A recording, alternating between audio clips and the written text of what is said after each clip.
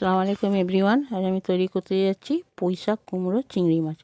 তো এইখানে আমি কড়াতে তেল দিলাম, দিয়ে তেলটা গরম হয়ে পড়ে তাতে আমি একটা পেঁয়াজ কুচি ছেড়ে দেবো। পেঁয়াজটাকে একটু নাড়াচাড়া করব, বেশি লালচে করব না গো, শুধু পেঁয়াজের একটু কাঁচা ভাবটা চলে যায়। তারপরে আমি এতে চিংড়ি মাছ দিয়ে দেবো। এখানে এই জ্যান্ত পুকুরের চিংড়ি মাছ বাজারে পাওয়া যায়, এখান থেকে নিয়েছিলাম। ওই জ্যান্ত চিংড়ি মাছ আছে 100 গ্রাম, সেই চিংড়ি মাছটাকে আমি পেঁয়াজেতে দিয়ে দিলাম, দিয়ে ভালো করে ভাজা ভাজা করে তারপরে এখানে হাফ চামচ লঙ্কার গুঁড়ো, হাফ চামচ হলুদ গুঁড়ো আর হাফ চামচ জিরের গুঁড়ো, এটা দিয়ে মশলাটাকে ভালো করে কষাবো, যেন মশলাটা ভালোভাবে কষিয়ে যায়। তারপরে অল্প একটু জল দিলাম, দিয়ে মশলাটাকে আবার কষাবো ভালো করে, যেন তেলটা বার হয়ে যায়।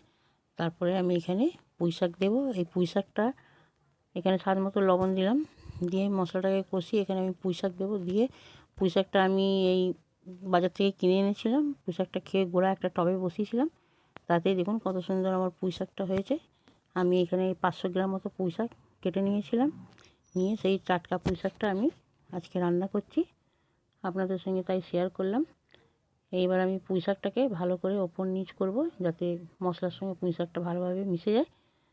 সেই টাটকা পুঁইশাকের স্বাদই আলাদা, বলুন, খেতে খুব দারুণ লাগে। এখানে আমি ভালো করে ওপর নিচ করে এবার বাকি যেটুকু পুঁইশাক আছে সেইটা দিয়ে দেবো, দিয়ে তাতে আমি ঢাকাটা দিয়ে দেবো।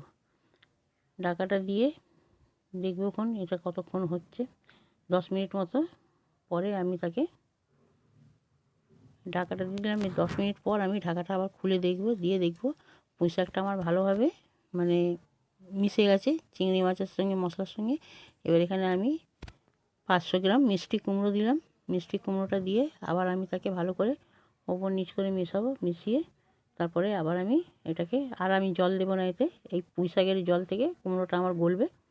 তো এইবারে আমি এতে ভালো করে পুঁইশাক আর কুমড়োটা নাড়াচাড়া করলাম, করে এবার আমি এখানেতে ঢাকা দিয়ে দেবো। আবার একটু স্বাদ মতো চিনি দিলাম, এটা সুগার ফ্রি চিনি, কেন আমার ডায়াবেটিস আছে, সেই জন্য আমি সুগার ফ্রি চিনিটা ব্যবহার করি।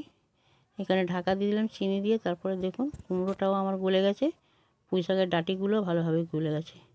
আমি এতে আর জল ব্যবহার করলাম না, ওই পুঁইশাকের জল থেকেই কুমড়োটা গললো। এই আমি একটা ডাঁটি চেক করলাম, হয়ে গেছে, ডাঁটিটা আমার গলে গেছে। এবার আমি সার্ভ করার জন্য পুঁইশাক কুমড়ো চিংড়ি মাছ রেডি। রেসিপিটি যদি আমার ভালো লাগে তাহলে আমার চ্যানেলটিকে সাবস্ক্রাইব করবেন, আমাকে একটা লাইক দেবেন, লাইক করবেন, আমার বেশি বেশি বন্ধুদের সঙ্গে শেয়ার করবেন, নিজেদের মধ্যে শেয়ার করবেন, আমাকে কমেন্ট করবেন।